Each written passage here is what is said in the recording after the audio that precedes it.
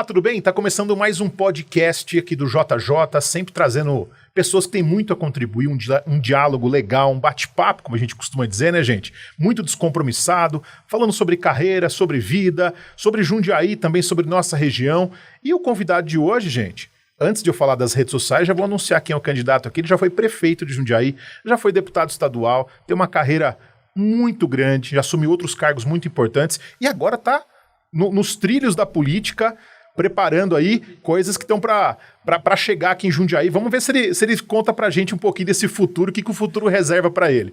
Tô falando, claro, do Pedro Bigardi, tá, gente? Foi prefeito aqui da cidade de Jundiaí. Ó, as redes sociais, vou pedir pro nosso Danny Boy colocar aqui na tela para você acompanhar. Tamo no Insta, tamo no Face, tamo no Threads agora, que é novidade também, no YouTube. Então, e o nosso podcast, além de você assistir no YouTube, você pode também ouvir no Spotify. Tem as duas opções. Você pode estar ouvindo no carro e na cozinha. Onde você estiver, você pode estar ouvindo com som de qualidade aqui do nosso estúdio, do JJ. Estúdio novo. Pedro, não conhecia o estúdio ainda, né, Pedro? Primeira vez que está vindo nesse estúdio. Primeira vez, aliás, muito bonito, muito bem estruturado aqui. É um prazer estar aqui com você. Prazer é nosso. Fazer esse bate-papo descontraído, falando das questões aqui da cidade, da vida também, né? Mas muito legal, muito bom, parabéns, muito bonito aqui tudo. Muito bonito, muito legal mesmo, gente. A gente tá gostando muito de fazer esse podcast, o espaço tá muito bacana. E o Pedro chegou aqui hoje, gente, no estúdio aqui, trouxe um livro muito bonito, Jundiaí sob nova perspectiva. Ele é organizador, escreve também no livro, organizador, e tem só gente de peso aqui falando e discutindo a nossa cidade. Pedro, como que nasceu a ideia dessa obra? Por que você resolveu? Falou, vou chamar todo mundo, vamos escrever uma obra comum. Como que foi isso?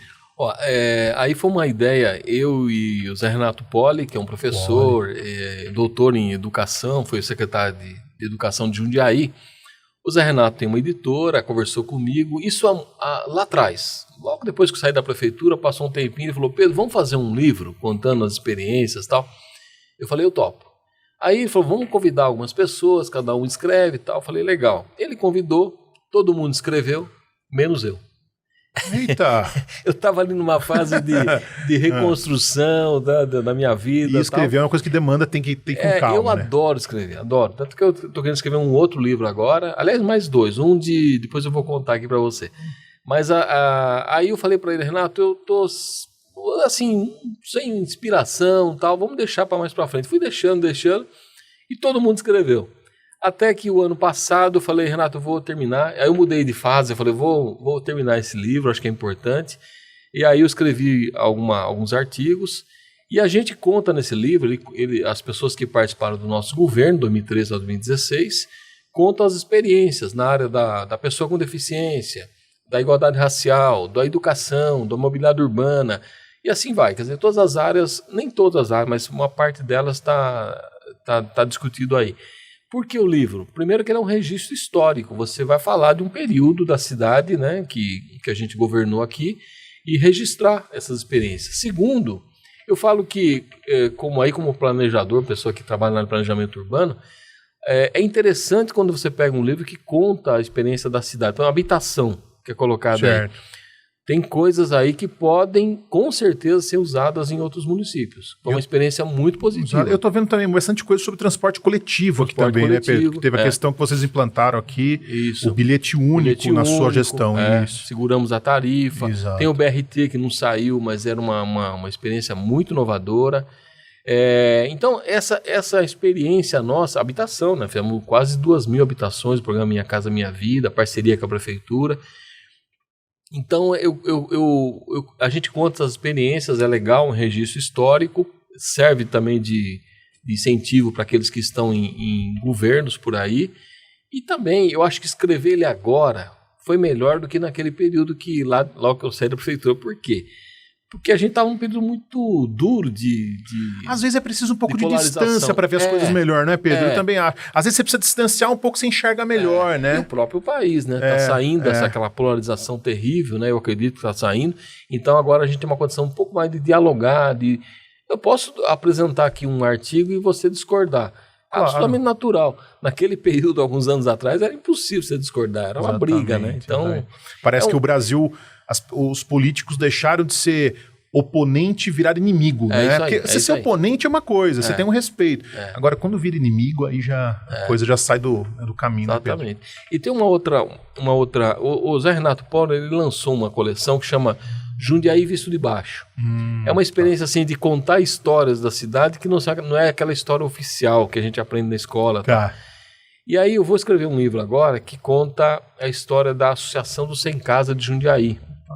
A Associação do Sem Casa ela foi formada há muitos anos atrás, eu estava na prefeitura na época, foi um movimento popular que construiu, através de um mutirão, 113 casas lá na Vila Nambi.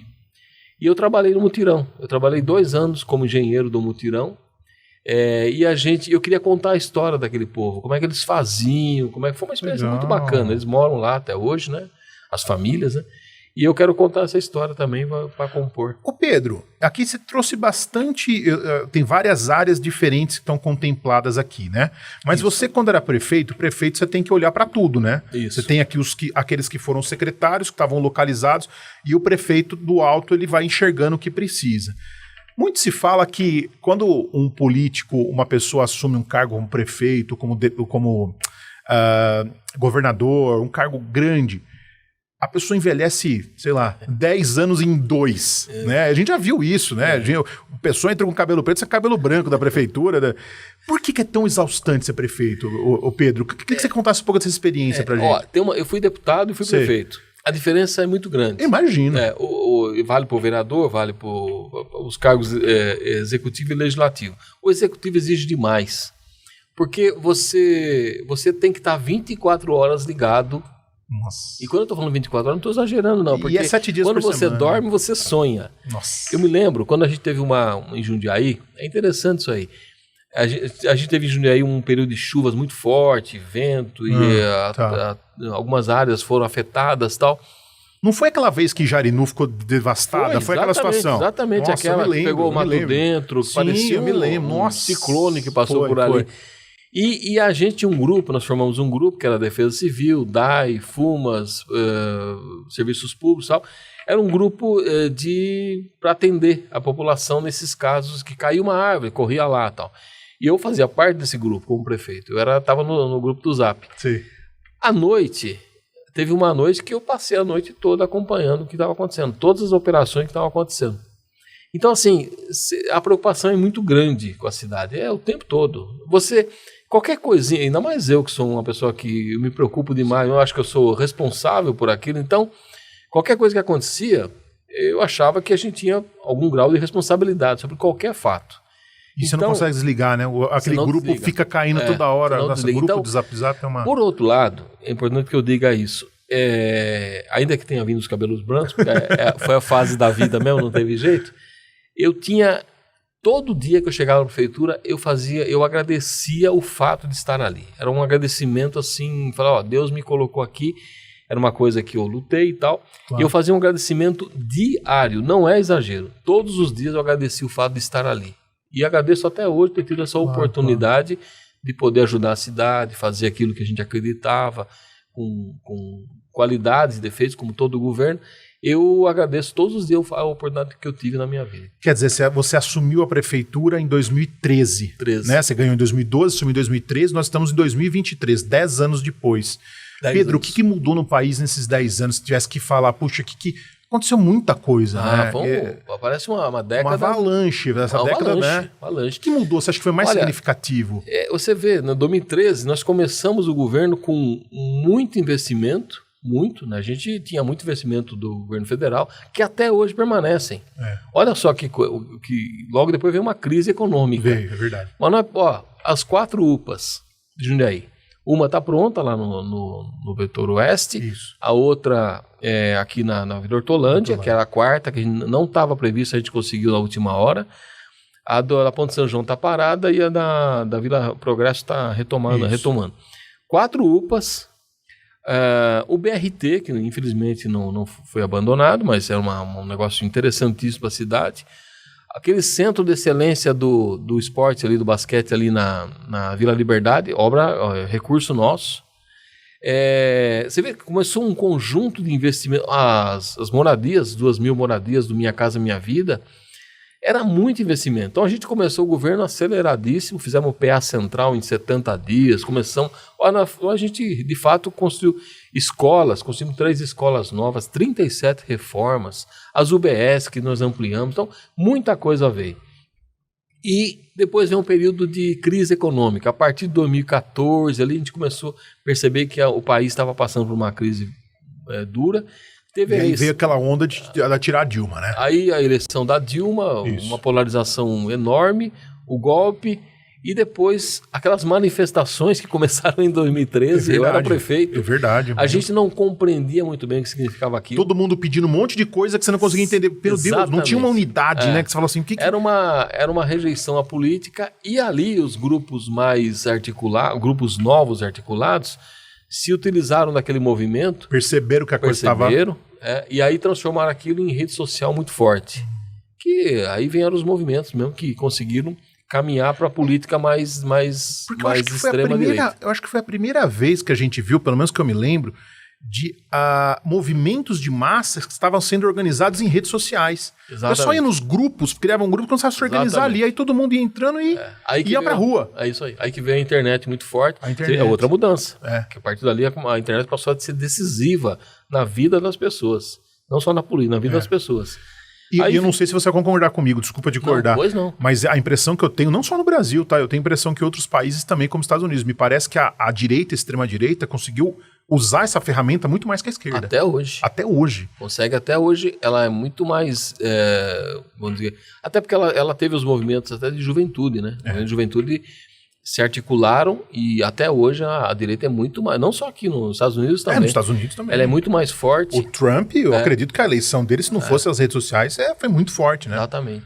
E aí a gente perdeu esse embate, até porque os muito mais de esquerda tinham muito coisa de rua, de bairro, de presença. É verdade. E a rede social veio forte. Então, foi uma outra mudança fortíssima, crise econômica, golpe, a rede social como fator de mudança do país.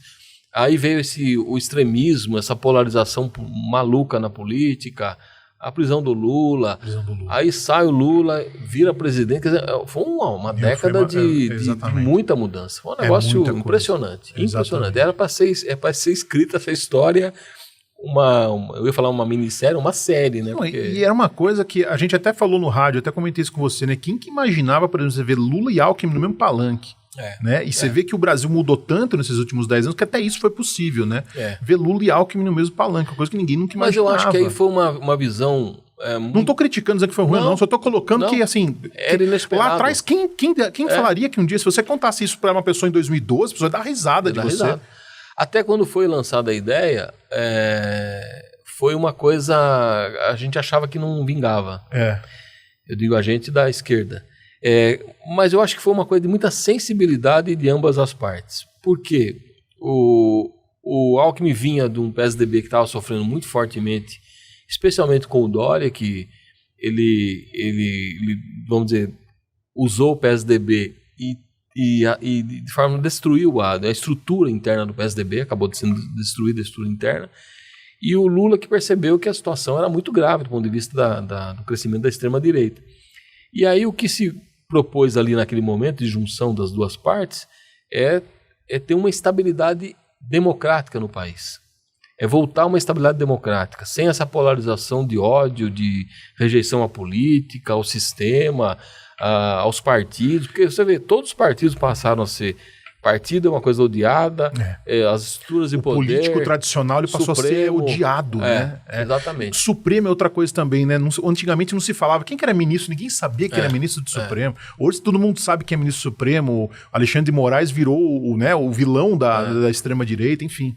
Então, eu acho que o trabalho, inclusive, do governo Lula agora, além de reconstrução do país, das relações internacionais, das políticas, dos programas sociais que estão voltando, e da economia, a gente tem uma economia mais estável e geradora de emprego, tem um outro desafio agora que é a estabilidade democrática.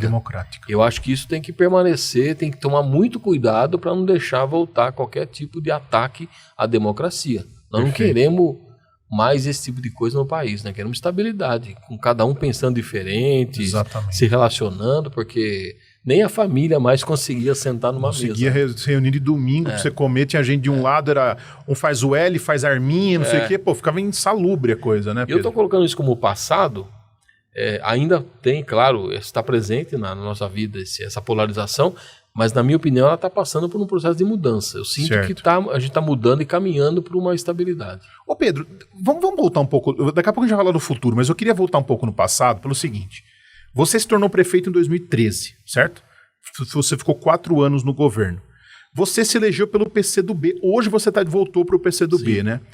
Eu me lembro, me ajuda a lembrar agora que minha cabeça também não é tão boa assim, que em um determinado momento você mudou de partido, você saiu do PCdoB e foi para um outro partido que eu acho que era do Kassab, PSD. Né? O PSD do Kassab. No último ano, Por que aquela mudança? E eu queria assim que você fosse muito sincero nesse papo mesmo. Você se arrependeu de sair do PCdoB naquela época? Foi uma coisa necessária? Como que você viu essa mudança? Eu achava que nas condições que a gente tinha no país... Certo. Porque a esquerda estava desgastada naquele momento, você lembra, né? A Dilma tinha saído. Demais, tal. Você falava que você era eu achava assim que as pessoas olhavam para mim e iam enxergar o PCdoB, a esquerda, e não enxergar o governo. A pessoa, entendi. Não, nem eu digo o governo. A gente tinha um governo muito, muito realizador. Tá. Eu falo que foi o governo mais realizador da história. Só que as pessoas, por isso que o livro é interessante agora, porque naquele período, nós fizemos muita coisa. E aí as pessoas podiam não enxergar o governo e enxergar só essa questão da polarização.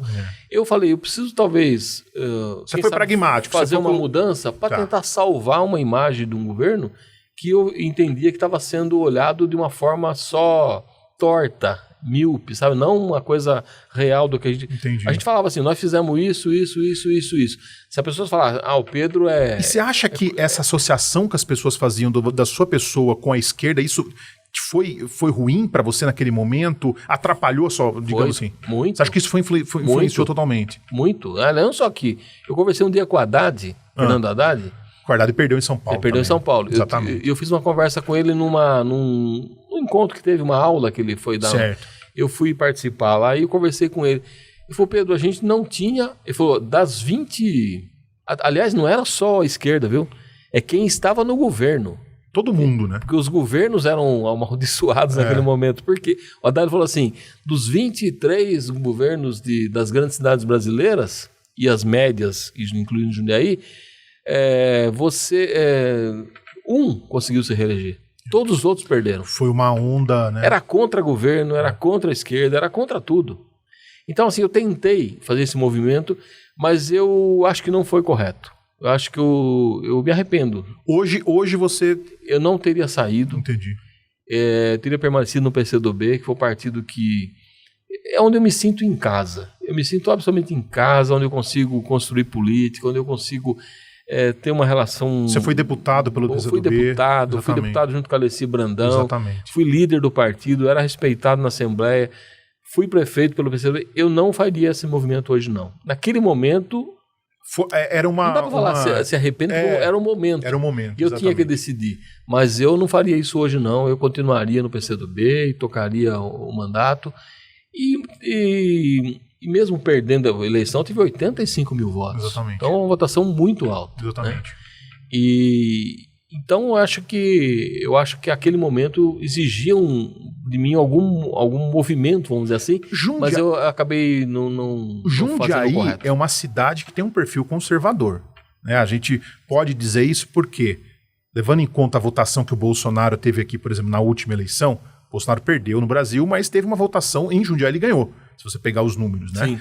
Como que é ser um político de esquerda numa cidade conservadora? Pô, você foi prefeito de uma cidade que tem um perfil... Tudo bem que era um outro momento também, quando você se elegeu, a gente sabe disso. Mas hoje, pensando no cenário hoje, como que é isso? É difícil, Pedro? Como que você analisa isso? Eu acho que o momento... Essa história da cidade conservadora varia muito com o tempo. Você acha que é o ânimo do eleitor? É o ânimo, o momento do Brasil, a economia interfere na vida das pessoas. Se a pessoa está bem, se tem emprego, se a vida tá melhor. Eu acho que essas coisas todas interferem na eleição e na vida política cotidiana. Por exemplo, eu sou do PCdoB, eu fui prefeito. Eu me relacionei com todos os setores da cidade, todos. É claro que eu fiz um investimento grande mais na periferia, sem dúvida. Mas, por exemplo, eu consegui trazer para Jundiaí as alças da Anhanguera, que era um negócio que todos os governos anteriores, que era do mesmo partido do governo do estado, não conseguiam. E a minha relação com o Alckmin, eu era de oposição ao Alckmin na Assembleia. Exato. A minha relação com ele foi tão vamos dizer, boa, cordial, a favor de um projeto na cidade que ele trouxe as alças para a cidade. Então, nós conseguimos as alças da cidade. Então, investimento em mobilidade grande, ao mesmo tempo, habitação popular. Eu fiz 2.000 habitações, aproximadamente 2.000 habitações, no São Camilo, no Varjão, na Vila Ana, nos bairros. E de lá para cá, de 2017 até hoje, não teve nenhuma. Teve nenhuma habitação. E é interessante você colocar isso. Olha que coisa. Só para entender, claro. Tem uma questão que eu acho que é fundamental. Me atacaram muito na época no negócio da saúde, em relação à saúde. Por quê? Porque a saúde é fácil de você atacar. Se você tem 90 pessoas que são bem atendidas na saúde e 10% que tem uma demora um pouco mais, um problema... Esses 10% vão falar mal. Você usar isso na rede social, falando mal, você destrói, às vezes, um setor que está funcionando bem, né? E aí, o que eu fiz na saúde? Eu fiz o PA Central funcionando 24 horas num prédio que ia ser demolido em 70 dias de governo. O que seria de Jundiaí sem o PA Central funcionando? Aliás, até hoje, né? Aliás, esses dias eu estava andando, estava com a minha esposa, com a minha filha, eu não estava muito legal, fui lá no PA Central. E eu fui atendido lá, era 11 horas da noite. Fiquei lá, fiz a minha depressão, lá, um atendimento super correto, de acordo com a prioridade, inclusive. Tem até gente reclamando porque não era prioritário, mas tinha que esperar, fazia parte. O que era Jundiaí sem o PA Central? Eu fiz investimentos no São Vicente. Aliás, o que eu passava de recursos para o São Vicente era muito mais alto do que vinha sendo passado nos anos anteriores.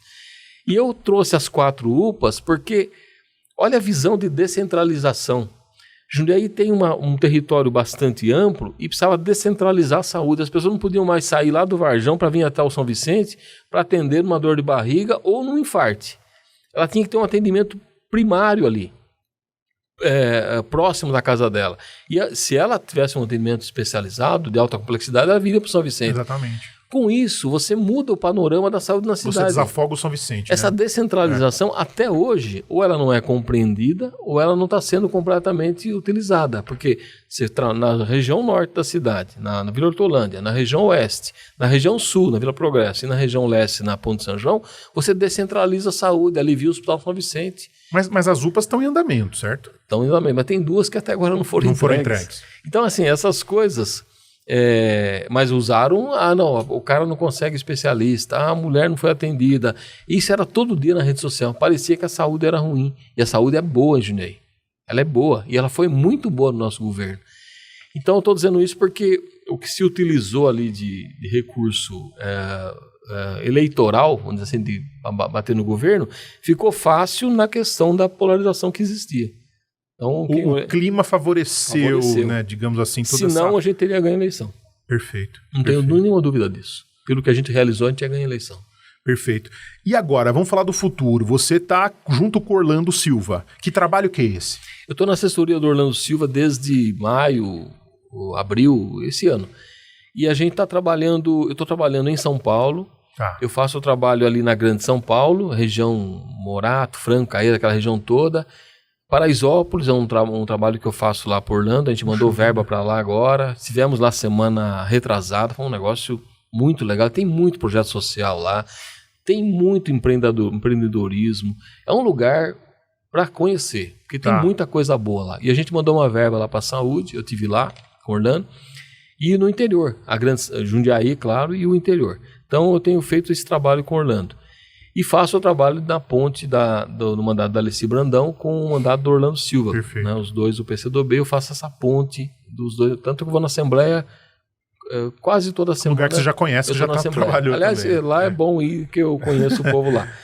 Então, assim, eu tenho feito esse trabalho. O Orlando já mandou uma verba para Jundiaí, um resultado interessante aqui, que eu pedi o ano passado, ainda antes de ir para a assessoria dele.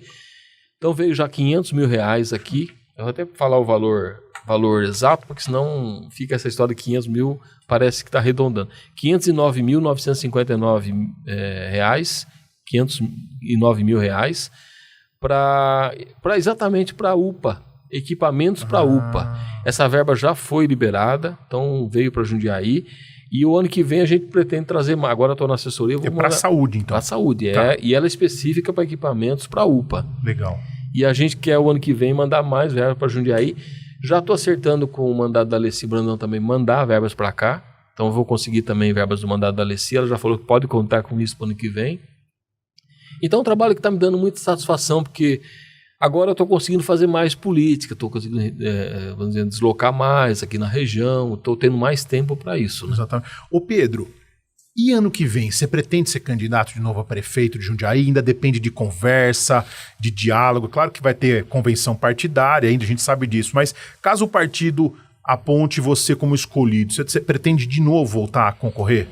Eu tinha dito para o partido que eu não sairia mais candidato nas condições que eu vivi nos últimos anos aí, que eu não tive tempo para fazer política, e a política tem que fazer o tempo todo. É verdade. Então eu tive muito pouco tempo, pouca estrutura, e isso me dificultou. Uma cidade do tamanho de Jundiaí, você precisa de muita estrutura, né? Pra fazer campanha, E também, né? especialmente, você poder dialogar permanentemente com a cidade. E eu, como eu tive que trabalhar, voltar para minha profissão, eu falo que eu vivo do meu trabalho, vivo da política, né? Então eu tive menos tempo para me dedicar à política. Agora eu estou conseguindo ter mais tempo, mas essa decisão, primeiro ela passa na discussão interna nossa, no PCdoB, para ver as condições para isso. Segundo, nós estamos numa federação, então não é mais só o PCdoB, é PCdoB, PT e Partido Verde. Vamos ter que discutir isso dentro da federação para ver o que é melhor para a cidade. E terceiro, vamos ter que conversar com os outros partidos, né? Tem o PDT, o PSB, tem o PSOL, a Rede, o MDB. A gente já está fazendo o PSB, estamos fazendo um diálogo entre os partidos. Porque eu entendo que tem que ter um candidato único que represente um projeto desse grupo de partidos, desse conjunto de partidos. E isso vai ser feito ainda. Eu acho que essa decisão teria que acontecer aí até outubro no máximo. Né? E coincidentemente nós temos a nossa conferência aqui em outubro, né, do PCdoB. Então eu gostaria que essa discussão fosse feita até no máximo outubro, senão começa a ficar atropelado o processo. Né? Quer dizer, então vai depender de muito diálogo ainda. Vai depender, mas a gente está conversando bastante, está indo muito bem essa conversa entre os partidos. E eu tenho certeza que vai sair um resultado bom. São Paulo, por exemplo, a gente já percebeu que o PT está com o Boulos lá. Isso. Foi um compromisso do presidente Lula apoiar o Boulos.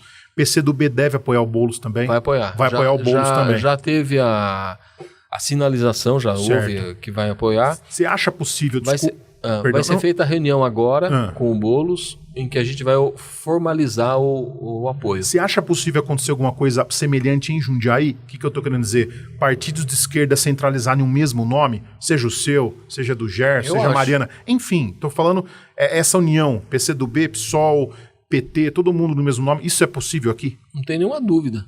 Eu acho que vai acontecer. Até porque todo mundo expressa isso. Eu não tenho nenhuma dúvida que vai acontecer isso. Vamos ter um candidato único. Legal. E eleger vereadores. Nós precisamos eleger vereadores. Não temos nenhuma oposição na cidade hoje. Os vereadores, eles estão todos na base do governo. Eles se colocam como, vamos dizer assim, intermediários entre o governo e a população. É isso. Eu consegui uma lombada para o bairro, vou conseguir uma melhoria, não sei o que. São intermediários entre o governo e a população. Não é um vereador que faz a discussão da fiscalização, do orçamento. Certo. O que está lá no orçamento? É o melhor para a cidade? Como é que está os contratos? Como é que estão os contratos que a prefeitura está fazendo? Como é que está? Esse debate tem que acontecer. A dívida da prefeitura. Você sabia que quando eu entrei na prefeitura em 2013, a dívida de Jundiaí, a dívida fundada que a gente chama, aquela dívida completa, está lá no Tribunal de Contas, pode consultar lá.